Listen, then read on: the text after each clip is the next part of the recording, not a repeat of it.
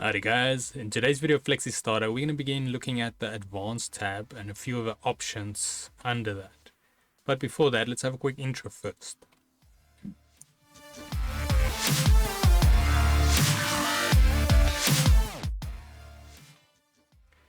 So today's video can be found on softwaretraining.co.za. We make short and easy to watch problem solving videos, and we also have daily updates. Otherwise, back in the program here. Now, just a quick reminder, this is a mini series on the cut and plot feature, and today we're heading over to the Advanced tab. So in order to open your cut and plot feature, I'm sure most of you by now will know where it's located. So it is here under your standard toolbar next to the print button. You can also hit Control L as a shortcut key. Then under the features, we want to go to the fourth tab here. It's a little cutter with a plus. And then as you can see, we've got a number of options to cover. So today we're going to be looking at these first four. And then first of all, what we have here, we have the cut stroke to outlines. Obviously, when enabling, they'll be enabled, and if they like this, they'll be disabled. So just keep that in mind. So the convert stroke to outlines selects whether the stroke will be cut separately as objects.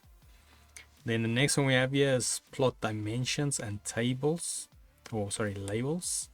So yeah, over here it will select whether the labels and dimensions created with the measure tool will be cut or plot.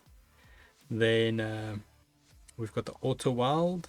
So it removes intersections of overlapping objects of the same color.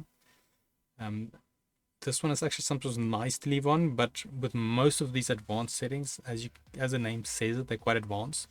So I would say this tab you can easily leave unless you know, or this entire tab, unless you know what you're doing. But this is one of those features I kind of sometimes like to leave on, is the Auto-weld. Then yeah, then we also have auto trap, and we can actually set the choke and bleed distance. So the auto trap will specify the amount of overlap between objects of different color.